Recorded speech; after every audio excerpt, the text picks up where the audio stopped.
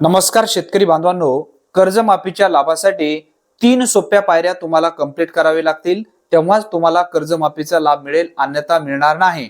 कोणकोणत्या 3 पायऱ्या आहेत या संदर्भातील व्यवस्थित माहिती आपण या व्हिडिओच्या माध्यमातून समजून घेणार आहोत।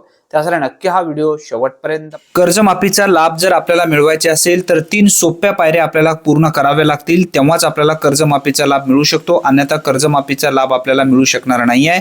2 लाख रुपयापर्यंत कर्जमाफीचा लाभ प्रत्येक शेतकऱ्यांना दिला जाणार आहे आणि नियमित कर्जदार शेतकऱ्यांना सुद्धा या ठिकाणी जो काही कर्ज आहे तो वाढ करण्यात आलेला आहे।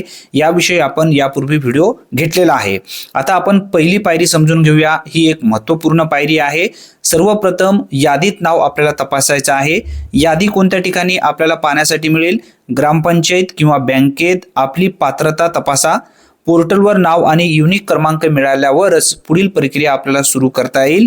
आता यादी जर तुम्हाला पाहायची असेल तर एकतर आपले सरकार सेवा केंद्र या ठिकाणी सुद्धा यादी आपल्याला पाहता येईल, आपल्या ग्रामपंचायत मध्ये सुद्धा यादी येईल कृषी सहाय्यकाकडे।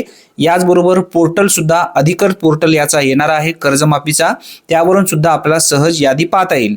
आता जेव्हा यादी येईल तेव्हा सर्वप्रथम आपल्या चॅनलवरती आपण व्हिडिओ घेऊया।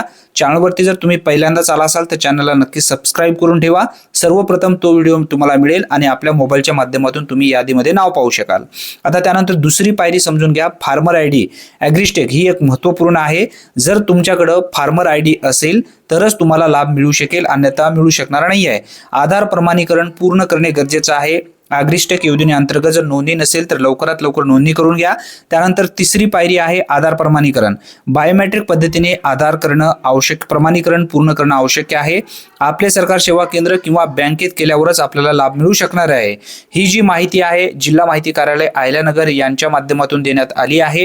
ही एक दिलासा देणारी अपडेट असल्यामुळे जास्तीत जास्त लाभार्थ्यांपर्यंत हा व्हिडिओ नक्की शेअर करा।